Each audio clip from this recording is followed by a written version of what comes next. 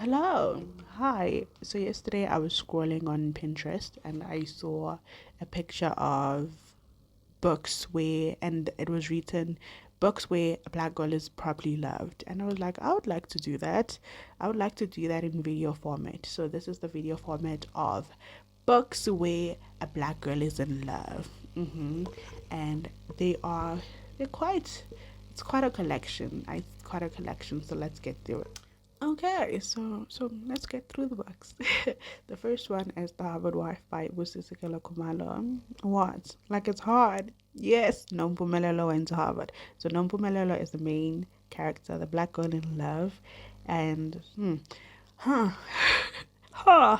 What do I have to say about this one? So I hated the fact that Nompumelo's affair was justified because she was in a bad marriage. So Nompumelelo is married to a politician, and their marriage is like loveless. That's the best way to describe it.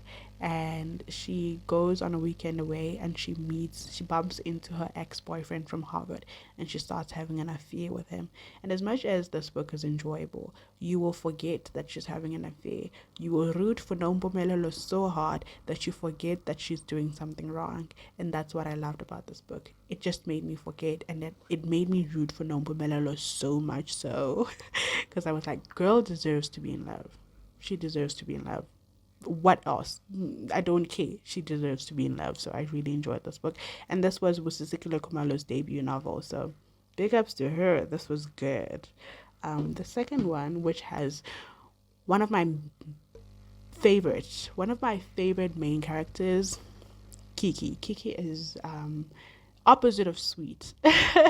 So despite the book called being called Honey and Spice, Kiki is not sweet at all. She's not. She's the spice in this one. Kiki is a no nonsense kind of girl. She is a no BS kind of girl, and she meets Malachi. So this one is enemies to lovers. First, academic rivalry, and then enemies, then friends, then lovers, and then fake dating, and it's somewhere there. I can't remember the sequence of events, but then it's very good. I really like this one. Bolu Babalola always delivers. She always delivers, and I really enjoyed that. The next one we have is Excuse Me While I Ugly Cry by Joya Goffney. Sorry, by Joya Goffney, and this book was described to be swoon worthy. I didn't know what it meant. I looked it up and I was like, yeah, exactly that. Exactly that. So it means it's worthy of swooning over. So you would now and again flip a page and be like, "Aw, aw." So the main character, the black girl in love, is Quinn. Quinn loves making lists, and one day she loses her journal in which she keeps her lists in, and that is scary for her. That is scary, and I experienced some technical difficulties. I'm sorry, but I was still talking about this book. So she loses her journal that has all her lists, and there was an important list on there that said something about her crush. So she was very anxious that he would find it, and he did. He did find the journal. Did he read? Did he read through it though? I would be so mad if he did. I don't think he did, but then this leads them to go on an adventurous journey of looking for the journal, but also bigger picture, they visit the universities that she is planning to go to in the following year. So yeah, it was them having fun, and also she discovers herself throughout this. So I thought that was really really nice that she did. Yeah. So the other one that we have is Americanah by Chimamanda Ngozi Adichie. When I say this love story here is a roller coaster, I mean it is a roller coaster. So our black girl in love is Ifemelu. She is in love with Obinze, and it is a high school sweethearts, then varsity, and then long distance, as Ifemelu has to go to America to complete her post grad studies, and then Obinze goes to the UK to be his mother's research assistant. And then a few years later, Ifemelu comes back to Nigeria, and Obinze is like a big man in Nigeria, big successful family guy in Nigeria. So Yeah, so you see how you see how that is a roller coaster.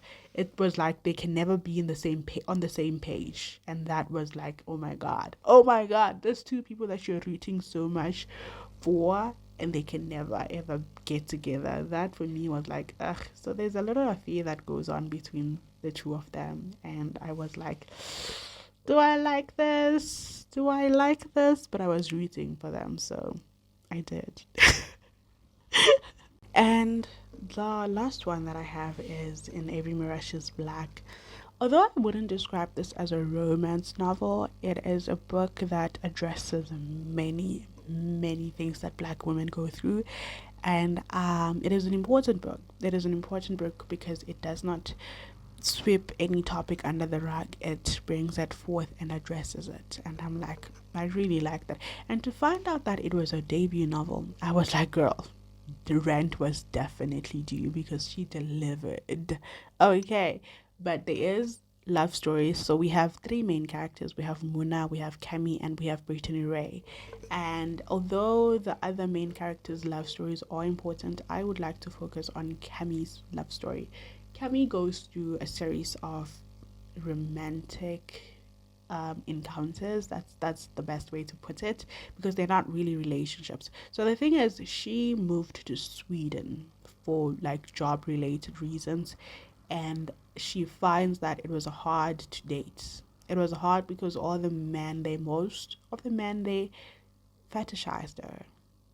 So, black girl fetish is one of the many topics that this book discusses, which I feel like it's important. And for me, it was very horrible because as much as these people were not looking at her like she's a person, she was a person. Moreover, she was a person that wanted to be loved, wanted to be in a relationship, which she didn't get. But at the end, she finally met her mister, a guy that I was like, I liked very much that character. I really liked the character. I can't remember his name, but then that was her end game, and she felt safe in that relationship. Although there were like some little mishaps, those mishaps were not big enough to deter them or to break them apart.